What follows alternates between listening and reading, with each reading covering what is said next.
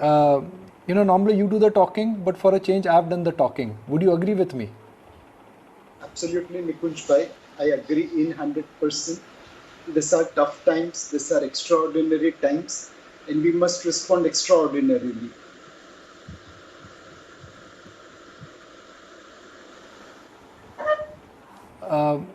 So, what could be that extraordinary out-of-box idea? Because U.S. Senate has passed a package which could be classified as a whatever we will do whatever it takes kind of an package. Do you think on the economy front something like that needs to come? And if I may use the Hindi word, ये कंजूसी करने का समय नहीं है. Undoubtedly, we have taken an absolutely vital step of locking down the entire country, where number of patients in India are far lower than number of deaths in many countries like Italy and so on and so forth. Now, if we can take such kind of important decision to safeguard the lives, next priority should be to safeguard the livelihood. And compared to rest of the world, we do have some opportunities. For example, we have room to cut down interest rates. In US, we have seen interest rates being cut by 100%. On a base of 1.58%, they cut interest rates by 1.5%.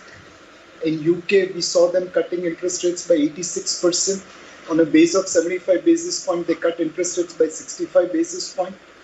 Clearly, there is a need to cut interest rate massively. Second, we have seen intervention by US Fed as well as other central banks to stabilize the market.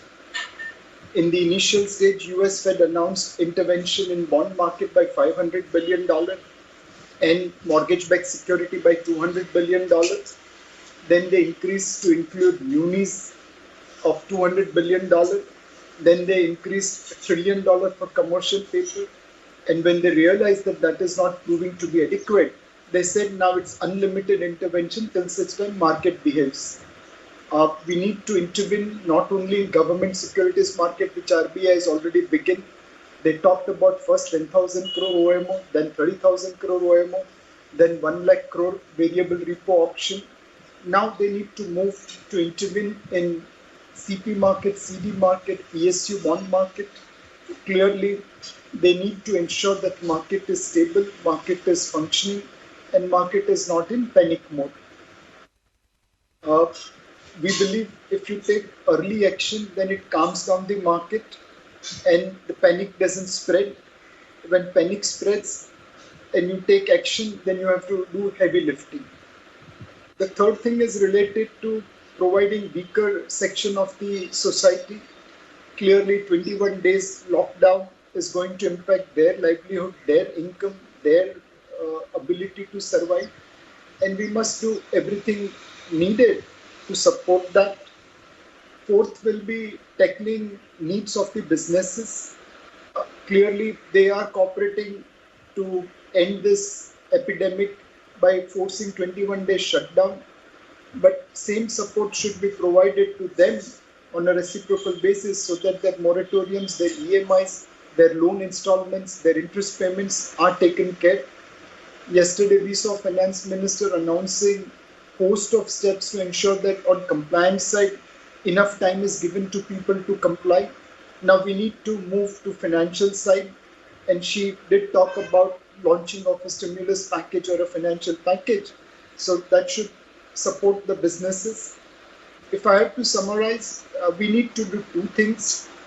One, what we did in the early to mid 90s in Surat, when we were hit by a plague, the citizens, the government, the state government, local government, all came together to eradicate plague from Surat. What Surtis did in the mid 90s, all Indians have to do in India. Second, we have to adopt 2008 spirit. In 2008 global subprime crisis, India did suffer, but we could overcome that through quick and deft responses from the regulator, from the government, from the market participants. If we copy on a much broader basis the Surat model and the 2008 responses, I think we will be able to overcome this current tough challenges. Sure. But Nilesh, the question is how much is enough? The US Fed has said that whatever it takes, they've opened their coffers. It's like a running tap. They will take whatever it takes to try and rescue the economy in such a pandemic case. We were just chatting with the Indian Retailers Association and we had Future Retail as well join in on the show. It's a grim situation. Before that, we were talking to one of the cement players. Again, the same situation. No one has answers as to how they're going to pay their daily wage workers after a month because all coffers would dry up. The point is, how much will it take from the government's end and how much can the government really do to try and sort of buffer up the hit that the economy is taking because of this lockdown? Uh, Obviously, these are very, very challenging times. We haven't seen such kind of thing on a larger basis. I think the only lockdown experience we have is going back to the mid 90s and see how Suratis and Surti businessmen spoke about it. But clearly, one, we need a mindset change. A positive mindset is necessary. If you just do a thumb rule calculation, there will be 21-day lockdown and just round it off by 9 days to 30 days. That's roughly about 8.25%.